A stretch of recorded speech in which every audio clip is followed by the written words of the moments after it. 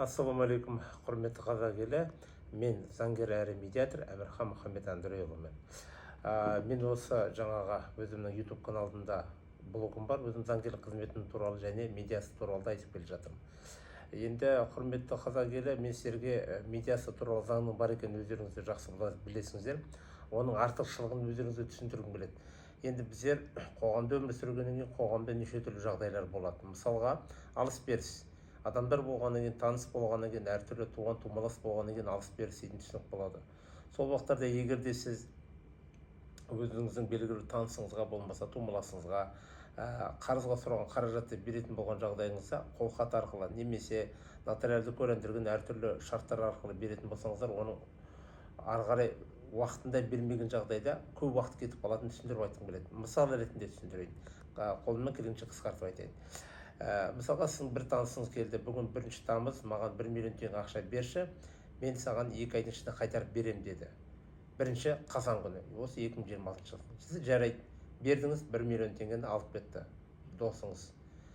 1 қазан болды, ақша жоқ. 2 қазан күні сіз жаңа келген танысыңызға болмаса досыңызға қолхат арқылы беретін болсаңыз, сіз 1 сотқа дейінгі талапхат беруіңіз керек болады. Өзіңіздің қолыңыздан келмесе, мен сияқты заңгерге барасыздар, оған қызмет ақысын төлейсіздер белгілі бір деңгейде.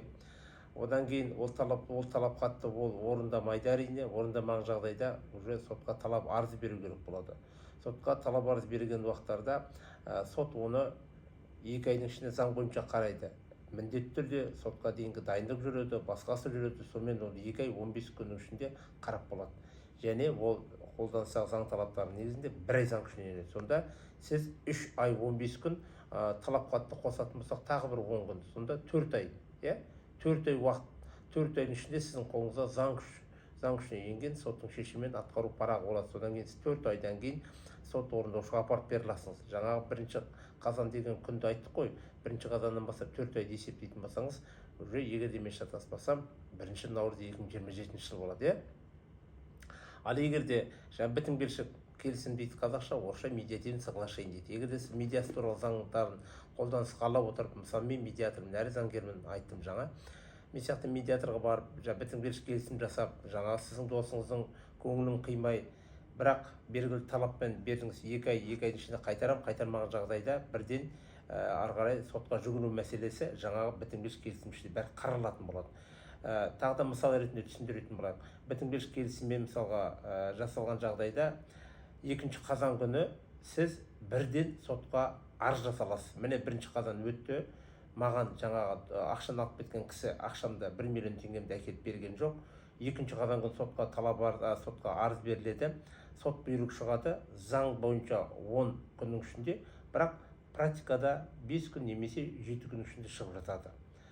Сонымен атқару парағында бірдей аласыз. Сонда сіз максимум 10 күннің ішінде жаңағы 1 қазан плюс 10, сонда 10 қазан, 11 қазан күндері қолдарыңызға соттың бұйрығы, қолыңызда бітімгершілік келісім негізінде және атқару парақ болады.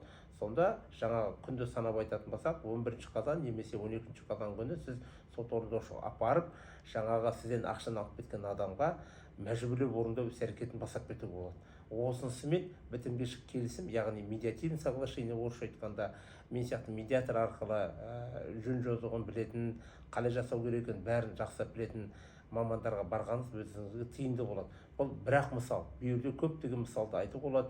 Бітімгершілік келісім, орысша айтқанда медиативный соглашение, медиация туралы заң талаптарының негізінде көптеген шаруалар жасауға болады. Мен кәсіби медиаторлық қызмет көрсететін маман ретінде көптен бері, 2014 жылдан бері осы практиковать етіп, яғни тәжірибемде болып келе жатқан көптеген жағдайлар болды. Маған келетін болсаңыз, онлайн қызметті көрсететінді түсіндіре кеткім келеді. Мен ұялы телефонды айта кетемін, қазір мына жерге жаза кетемін. 801 413 86 59. Хабарласыңыздар және парақшама тіркеліңіздер. Көңіл болып тыңдағаныңыздарға рахмет, сау болыңыздар.